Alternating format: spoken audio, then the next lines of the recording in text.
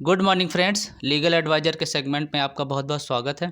आज हम बात करेंगे कि माता पिता की संपत्ति में पुत्र और पुत्री का अधिकार कब रहेगा और कब नहीं रहेगा, यानी कब मिलेगी प्रॉपर्टी, कब नहीं मिलेगी। तो इस संबंध में बात करते हैं।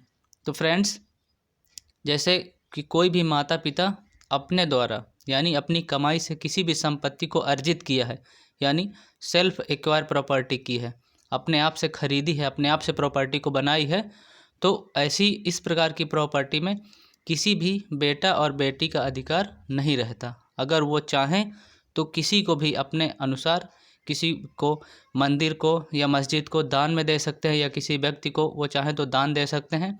उसमें पुत्र और पुत्री उस प्रॉपर्टी में जो सेल्फ एक्वायर प्रॉपर्टी होती है माता पिता की, उस पर अधिकार नहीं पा सकते। अगर माता पिता चाहें तो वो जिसको चाहें दे सकते हैं।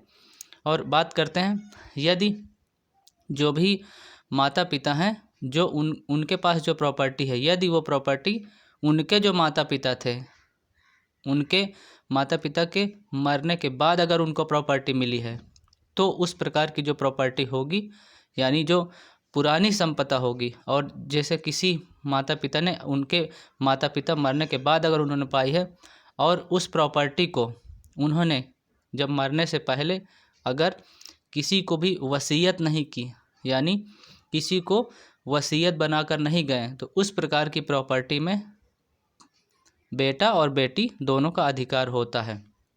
तो इस प्रकार की जो प्रॉपर्टी होती है, इसमें पुत्र और पुत्री दोनों को अधिकार होते हैं, समान अधिकार दिए गए हैं। लेकिन अगर उन्होंने खुद से सेल्फ एक्वायर की है, अगर अपने कमाई के माध्यम से उन्होंने प्रॉपर्टी को खरीदी है या बनाई है, तो इस प्रकार की प्रॉपर्टी में पुत्र और पुत्री के अधिकार नहीं होते। वो जिसको चाहें किसी को दान भी दे सकते हैं, या किसी व्यक्ति को चाहें तो वो दे सकते हैं। तो उसके बाद बात करते हैं कि कितना अधिकार होगा। जैसे किसी के माता पिता की जो प्रॉपर्टी है, उन्होंने भी अपने माता पिता से पाई थी, तो उस प्रकार की प्रॉपर्टी में यदि हिंदू है, कोई हिंदू पुत्र पुत्री हैं, तो उसमें 50-50% यानी आधी आधी प्रॉपर्टी दोनों को अधिकार होता है लेने का। लेकिन यदि यही प्रॉपर्टी जैसे हिंदू अधिनियम के तहत होता है, तो उसमें आधी आधी मिलती है पुत्र और पुत्री को। लेकिन अगर मुस्लिम कानून के हिसाब से देखें, तो उसमें प्रॉपर्टी पुत्र को 67% हिस्सा होता है और पुत्री का 33% हिस्सा होता है।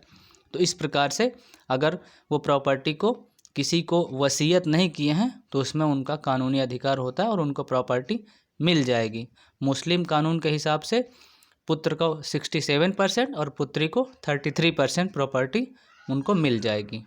तो फ्रेंड्स, इस संबंध में कुछ और आपको जानना या समझना हो तो आप मुझे कमेंट बॉक्स में मैसेज कर सकते हैं। तो फ्रेंड्स, आशा करता हूँ जो जानकारी मैंने दी है आपको ज़रूर पसंद आएगी। आज के लिए इतना ही। बहुत बहुत धन्यवाद।